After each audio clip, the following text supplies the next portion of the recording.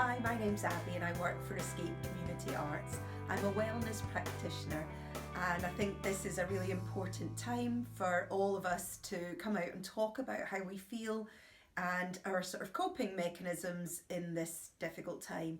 It was only just over a week ago that we were still wondering whether we'd be going to our jobs, whether we would, what shops would be shut, whether the buses would still run, whether our children would still be at school. But now, by the Monday, the schools were shut, and by the Tuesday there was lockdown, and it sort of felt like it happened overnight, and it was quite scary. I think for some people, we're sort of stuck in our houses, and we're not meant to be going out more than once a day to exercise or to get essential shopping. We're not meant to be using our cars, so we really are sort of housebound, and that's not the way we normally live our lives.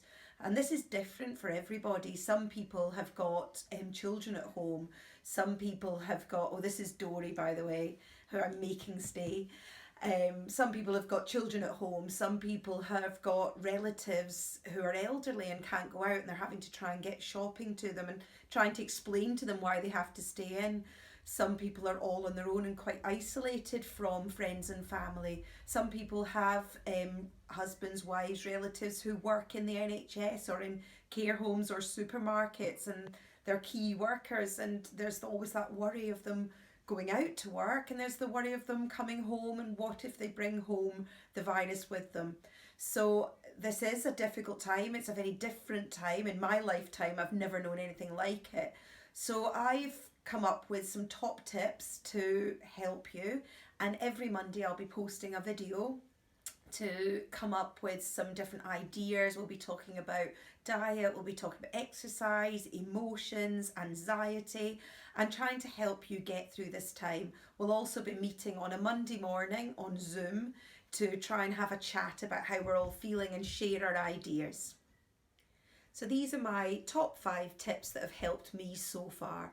The first one is routine, to try and work out a routine for myself and for my family that would sort of make the day not seem quite so endless, to make sure I got up and dressed, to make sure that I had my breakfast at a reasonable time, make sure I had my lunch at a reasonable time, my dinner, and go to bed. It's so easy to feel like that you could just sort of spend your day in your pajamas sitting watching TV, but a day of that under a duvet's okay, but a whole week of it isn't going to make you feel very good. So a really good tip is to try and stick as much as possible to whatever a normal routine is for you. So if you got up in the morning and had your breakfast straight away and took your dog for a walk, then that's a good thing to stick to. Perhaps you went out to a group, so it might be a time to get in touch with some friends and relatives. Perhaps then you sat and had your lunch, and then after lunch you did some shopping. You can still, if you haven't been out for a walk in the morning, you could still go to your local shop and buy some supplies, or you could go out if you've got a garden and do some gardening. So trying to split your day into blocks, into chunks, find things to fill them, whether it's reading, gardening, keeping in touch with people, making sure you eat your 3 meals a day with a couple of snacks if you feel like it, making sure you get up at a reasonable time, set your alarm, and go to bed before it's too late. Don't spend your whole day watching TV, and don't spend your whole day in your pajamas, and you'll feel a lot better. As human beings, we like routine. It makes us feel safe. Tip number 2, one of my favourite things to do is to journal. My lovely son painted me this on the front of this notebook so I could journal each day, and it's one of the things that helps me keep a routine. In the mornings I'll sit down, I'll write the date at the top of my journal, and I'll write a short to-do list. I don't put too many things on it. I think 5 is about a maximum. It's really nice to cross them off or tick them. Sometimes I'll write on my to-do list something I've already done, like make my bed, and then I can tick it off straight away and I feel like I've achieved something before I've even blinked. I then underneath I'll put my 3 different areas of gratitude, and gratitude journaling has got loads of science behind it now to make you feel so much better about yourself. We naturally, as humans, have a negative bias because it keeps us safe, looking out for danger. And we have to really try and shift our thinking into more positive. And 3 different gratitudes a day can really help you do that. And then the last thing I'll do might be a reflection for the day. So today's was, I need some time to myself. So that was my reflection for the day. I might also add in some exercise. So I today said I was going to do Joe Wicks's PE class, and I might do a dancing video later on. So journaling is a really great tip to keep to your routine and help you to feel a bit more positive. My tip number 3 is breakfasts.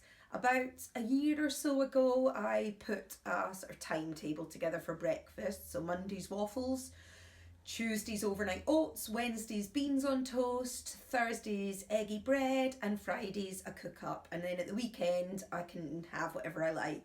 And it means I don't have to think first thing. I know there's something healthy there for me to eat. I add the ingredients onto my shopping list, so I know I've got them in, and the kids know what's happening. And it's also helped my kids to feel like everything hasn't changed, so they still wake up on a Monday and have waffles with berries.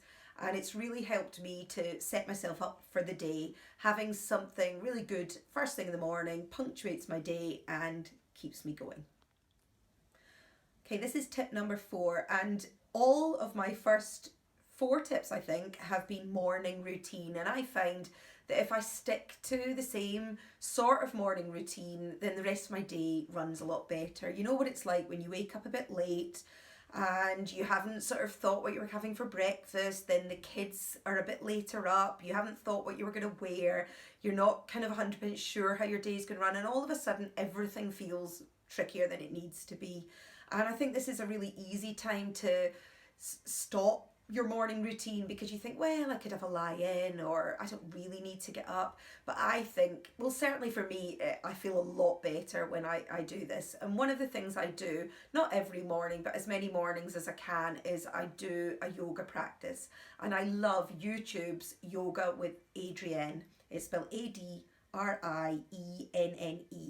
And she's got hundreds of videos on there. There's ones from about 6 minutes long to ones that are 35 minutes long. So depending how much time you've got or how much time you want to spend, you can pick a video. I absolutely love her Yoga for Anxiety, and it really sort of sorts you out for the day. I've tried loads of different exercises in the morning, but I'm afraid lying on a mat is my choice. I don't really fancy running first thing in the morning.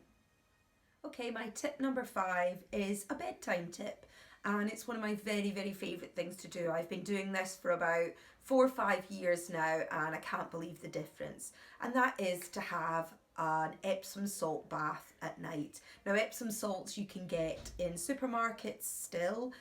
You can buy them online. I buy a 10-kilogram bucket from Amazon every couple of months, and I put a big teacup sized portion into my hot bath. And the reason Epsom salts are so brilliant is because they contain magnesium, and you need magnesium for over 300 different reactions in the body. But one of the favourite is the sort of relaxation uses that it has. So it helps us to feel calm, it helps us to relax, and so it helps you to sleep. The other reason a hot bath is really fantastic is because, although it sounds weird, it actually lowers our core temperature. And when we lived in caves, it was when it got dark and when it got cold outside, that's when we naturally went to sleep. And we live in houses when we've got our heating on and everything's really hot, and then we can't understand why we don't sleep. So having a hot bath with Epsom salts, a big teacup sized amount in your bath before you go to bed, and you should sleep like a baby. So these are my top 5 tips to help you cope in this difficult time. So I hope you found these useful, and what I was saying through all of them is I've been doing this one for 2 years, I've been doing this one for 5 years, so don't feel like you have to put everything in all at once. Pick one and just see how it goes. Do it for 5 days, do it for 3 days, and then think about it. Did it help? I love the word curious. If you embrace things with curiosity, it's got a lightness to it. It doesn't matter if you didn't like it. I hated running when I did it first thing in the morning, but I love lying on a mat, and some days I do just lie on my yoga mat with my eyes closed. So pick any of these tips that suit you and give them a go. Every Monday I'm going to bring out a video that hopefully will help you in this difficult time.